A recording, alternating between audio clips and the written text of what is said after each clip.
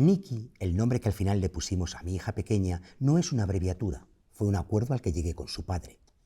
Por paradójico que parezca, fue él quien quiso ponerle un nombre japonés, pero yo, impulsada quizá por el deseo egoísta de no querer recordar el pasado, insistí en un nombre inglés. Al final consintió en ponerle Nikki, pensando que este nombre tenía ciertas resonancias orientales. Nikki vino a verme a principios de este año, en abril, cuando los días eran todavía fríos y húmedos.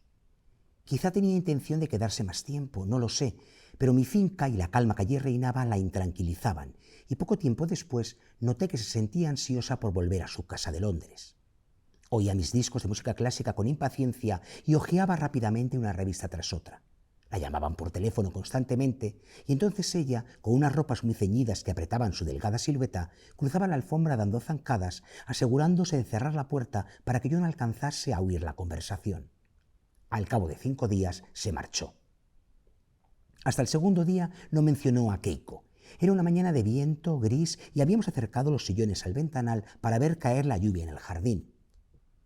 ¿Esperabas que fuese?, me preguntó. Al funeral, quiero decir. No, supongo que no. En realidad no pensé que fueras a ir. Me desconcertó oír hablar de ella. Estuve a punto de asistir. En ningún momento conté con que fueses. La gente no sabía lo que me pasaba. No se lo conté a nadie. Supongo que me sentía violenta. En realidad nadie lo habría comprendido. Nadie habría comprendido mi actitud. La gente piensa que las hermanas son personas a las que estás muy unida. Quizá no les tienes mucho aprecio, pero estás muy unida a ellas. Sin embargo, no era ese mi caso. Ahora ni siquiera recuerdo su aspecto. Sí, ya ha pasado bastante tiempo desde que la viste por última vez. Solo la recuerdo como alguien que solía hacerme desgraciada. Eso es lo que recuerdo de ella. Sin embargo, lo lamenté mucho cuando me enteré. Quizá no fuese la calma lo único que impulsó a mi hija a volver a Londres. Aunque nunca nos explayábamos mucho en torno a la muerte de Keiko, era un tema cuya presencia sentíamos cerca, a nuestro alrededor, cada vez que hablábamos. Keiko, a diferencia de Nikki, era totalmente japonesa y más de un periódico se apresuró a resaltar esta circunstancia. Los ingleses son muy dados a pensar que en nuestra raza el suicidio es algo instintivo, como si no fuese necesario dar más explicaciones. Por eso, lo único que contaron fue que era japonesa y que se había ahorcado en su habitación. Y así comenzó una trayectoria literaria tan brillante que le llevó a alcanzar el Nobel a su autor. Pablo Vilaboy, Pálida luz en las colinas, ópera prima de Kazuo Ishiguro. Y una representación de lo que es y sería su estilo posterior. Aquí los temas intergeneracionales, el peso del pasado, en este caso las sombras de la Segunda Guerra Mundial, aquí ubicadas en Japón, y bueno, se le ha dado en llamar la tragedia contemporánea, ¿no? Este estilo que mezcla, digamos, lo que podría llamarse el alma japonesa con esta mezcla inglesa que tiene. No olvidemos que Kazuo Ishiguro nació en Nagasaki, pero a los 5 años se trasladó con sus padres ya a Inglaterra. Entonces esta mezcla de culturas también empiezan a mostrarse en esta novela apasionante y muy medida, acorde con su estilo. Es capaz de poner temas sobre la mesa terribles, pero con una elegancia que te va penetrando poquito a poco. Y luego es capaz de crear misterio, aunque no sea el objeto de la novela, con mucha naturalidad. Por eso, porque como el personaje va del presente, va al pasado, va, como vemos aquí, presentando y dando datos, ¿sí? Un poco aquí y allá, casi además como sin importancia, y claro, eso poco a poco va besando en el ánimo del lector y poco a poco vamos sabiendo a qué responde cada frase de esta mujer. Sí, y bueno, con esta novela también marcaría el umbral de lo que sería hasta el momento su obra cumbre, que fue Los restos del día. Y bueno, quien solo se haya quedado en aquella novela por la adaptación que hizo al cine de manos de James Ivory. De James Ivory, ahora no me salía, con Emma Thompson y Anthony Hopkins. Bueno, puede ir, digamos, a la raíz, ¿no? Al inicio de esa trayectoria de novela de Ishiguro, y seguramente no quedará defraudado. De hecho, recuerdo que la concesión del Nobel despertó cierta polémica en algunos círculos porque se consideraba que de esa generación de literatura británica, de literatura anglosajona, puesto que, como dices, él nació en Nagasaki, pero es puramente autor británico porque allí se crió, allí vivió, allí ha desarrollado toda su trayectoria, decían que era tal vez el que menos lo merecía, o que había autores con más méritos para ello. Me acuerdo que, como siempre, va en gustos, están los colores, desde luego es una generación brillantísima, mires por donde mires, el recientemente fallecido Martin Amis, Ian McEwan, o sea, a donde quieras mirar. Pero yo dije, solo por una novela, como los restos del día, este señor merece cualquier premio que queramos crear en el mundo mundial, como dicen aquellos. Sí, bueno, yo creo que Ishiguro tiene una marca de estilo que a lo mejor no es del todo del gusto de los intelectuales, o mal llamados intelectuales, pero que sí tiene un peso muy específico y además se distingue mucho de otros escritores de su generación que a lo mejor hacían más alarde de estilo, más alarde de temáticas, pero yo creo que reconocer el tipo de escritor que es Ishiguro, creo que bueno, dice mucho también de la academia sueca. Y luego es magnífico en los diálogos, sobre todo. Reconoces ese cine oriental que admiramos y adoramos y que hemos visto durante la lectura del texto algunas secuencias. Ozu, Kurosawa, Mizoguchi. Sí, sí, es muy curioso que los escritores de referencia de Ishiguro, según declaración del mismo, sean Dostoyevsky, Proust y Charles Brontë, que no tienen nada que ver, y que yo honestamente tampoco es que vea mucho en su estilo, pero lo dejo ahí a ver si algún lector que se adentra en su literatura lo llega a sacar esas influencias que según él han influido en su literatura. Quizás Dostoyevsky por el tema psicológico y no sé. Proust por En busca del tiempo perdido, o sea, como echar siempre la memoria hacia atrás, sí, tal vez. En estilo yo no lo encuentro, pero bueno, No, si bueno. el señor Ishiguro lo dice, que nos hagan llegar los espectadores a ver si ellos encuentran en esta primera novela o en las siguientes esas marcas de estilo. Muy bien, pues se han visto que tienen deberes lectores, ¿no? Vamos a rastrear a esos autores que Kazuo Ishiguro dice le allanaron el camino, le ayudaron y le ayudan a escribir.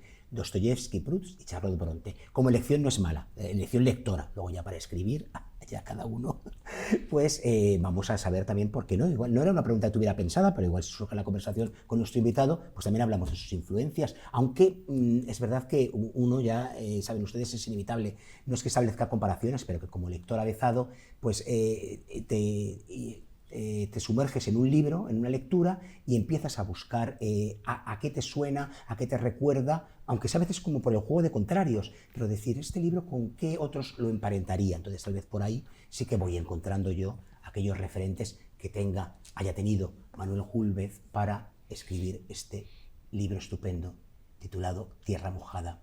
Una historia de esas que saben ustedes, que ya nos conocemos de bastantes programas, por las que tenemos querencia. Es una historia que transcurre a finales del siglo XIX y que tiene toques realistas, toques costumbristas, toques históricos y, saben ustedes que lo reivindicamos mucho, toques folletinescos, claro que sí, porque nada hay como un buen folletín del siglo XIX. Y todo eso y mucho más es esta novela estupenda.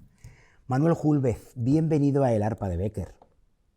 Bien hallado, Óscar. Me apunto lo de folletinesco. Me ha gustado. Claro, ¿por qué? Es verdad es que siempre es mirar mal al folletín. ¿Por qué? Pues el folletín lo escribía, mira, Dostoyevsky, el folletín lo escribía Galdós, el folletín lo escribían los grandes del XIX, Dickens.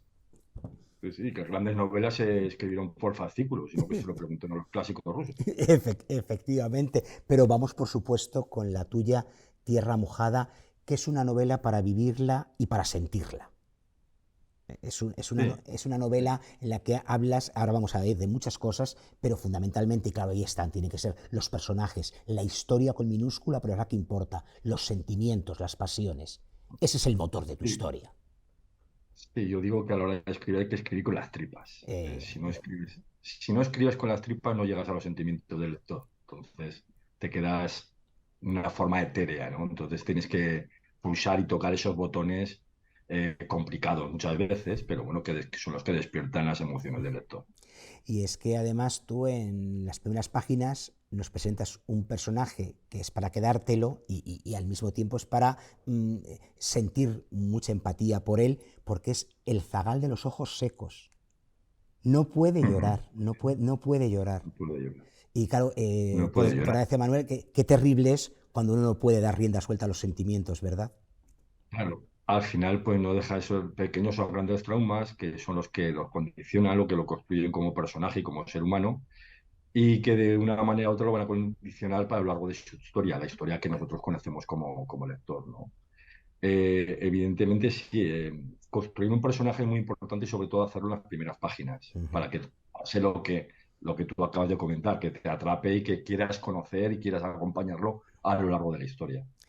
Y además tú haces algo con gran brillantez y muy inteligentemente, que yo obviamente no desvelaré, pero sé que tú vas a entender por dónde voy para poder responder sin que los futuros lectores, que ya estarán apuntándose, nuestros espectadores, el título de tu libro, Tierra Mojada, para buscarlo, porque sé que son fieles y leales a lo que hablamos en el arpa de Becker, pues como digo, sé que sabrás cómo decirlo para no contarlo, pero tú haces algo, como digo, muy inteligente, porque además nos das dos caras, dos visiones, Mm. diríase dos Sí, personajes, y hasta ahí puedo leer. sí, Durante muchas bueno, páginas hablas de dos personajes. bueno, al final lo que quiero, lo que a mí me gusta como lector, lo quiero conseguir con los míos, ¿no? Y es que no considerar que los lectores son tontos, con lo cual no les dé las cosas mascaditas, que ellos saquen sus propias conclusiones, Eso ¿no? es. Entonces, yo dejo las miguitas de pan por el camino para que se encuentre el camino final. Como Y, de, y hasta ahí puedo leer. claro, claro, que ellos vean, pero y eso lo haces con gran inteligencia y por eso llega un momento en que el lector dice, caramba, porque incluso además, aunque has dejado miguitas de pan, como muy bien, siendo muy honesto con el lector está como otra cosa durante un tiempo y de repente dice, Sí, claro, caramba, claro. ahora freno y ya me doy cuenta de lo que Manuel me está contando. Claro. Por eso a amigos o a lectores digo, mira, del tirón intenta aguantar hasta la página 40, 40 y pico, que Mm. ya no abandonarás ya te habrá pillado. Es, como decía, un libro que puede considerarse una novela histórica porque vamos a un hecho, además, Mm. muy recordado y del que se ha hablado y se ha escrito mucho y se han hecho películas, que para resumirlo así, que nos entiendan los espectadores, serán los últimos de Filipinas. Claro, y además ya nos lo También anuncian. llamados, Dilo, dilo. sí, los también llamados héroes de valer. Pero lo que quiero dejar claro, y que yo creo que tú estarás de acuerdo, que no se trata de una novela, no se trata de un libro sobre los últimos de Filipinas, Ahí va. sino que los últimos de Filipinas ayudan al lector a construir una historia, sobre todo para ayudar a la construcción de ese personaje del que hemos hablado. Ahí va yo y por eso, Manuel, cuando empezó a rondar en tu cabeza la novela Tierra Mojada, Mm. lo primero, digamos, fue Valer. Valer llegó, pero para llegar a Valer necesitabas, como bien, todo el arco emocional que cuentas del personaje previamente. O sea, ¿cómo fue, digamos, ese punto de partida, ese primer impulso que dijiste, creo que tengo una novela? Mira, yo como no soy historiador, aunque soy un gran interesado y un gran amante de la historia, yo me he acercado a la historia con mucho respeto, ¿no? Para mí la historia no era importante. Definen Tierra Mojada como una novela histórica, aunque, bueno, está claro que cumple los cánones, pero yo diría que es más una novela de aventuras que histórica. Un Entonces, folletín, como decíamos, un buen es un folletín, folletín, sí. claro. Sí, sí. Entonces, mm, yo he utilizado la historia, en el buen sentido de la palabra, pero para construir el personaje. Eso es. Mis personajes, a mí lo que me interesa es la construcción de mis personajes, la interacción que sufren entre ellos, y para mí la historia es el marco donde los pongo a actuar. El teatro de operaciones donde actúan mis personajes. Yo necesitaba, porque mi obsesión como escritor es que mis personajes no sean planos, que mis personajes evolucionen, que mis personajes evolución delante de los ojos del lector, que vea el lector esa evolución. Para esa evolución tienes, además en este caso, una evolución que se produce en muy pocos años, aunque haya una especie de flashback inicial con un niño y Sí, sí, demás. sí, sí, sí. La evolución de mi personaje son 4, 5, 6 años, como Sí, sí, mucho. exactamente. Entonces, yo necesitaba hechos personales, emocionales, históricos, que ayudaran a ver esa transformación. Y qué hecho más trascendental, más catártico que una guerra. Y dentro de una guerra, pues el episodio de los últimos de Filipinas. Un episodio que, para el que no lo conozca, pues la historia de 50 hombres que entran en una iglesia durante 337 días Ujú. y que no sé, y se mantienen allí porque no se quieren rendir. He contado de esa manera, parece increíble, pero realmente Pero, sucedió. pero fue así. Como, como te decía antes, para mí lo importante no es la historia de estos personajes, no es la historia de este hecho histórico, que también lo es, sino lo que le produce en mi personaje y lo que lo ayuda a evolucionar, incluso a cambiarlo de arriba abajo para que el personaje inicial, que sale de un pequeño pueblo de la España profunda de finales del siglo XIX, aunque supongo que al final del siglo XIX toda la España profunda, vuelva de una guerra completamente diferente y que el lector haya visto las razones por las cuales era cambiado. Mira, ya has utilizado la palabra a la que yo iba ahora porque está en tu libro y de eso se habla mucho.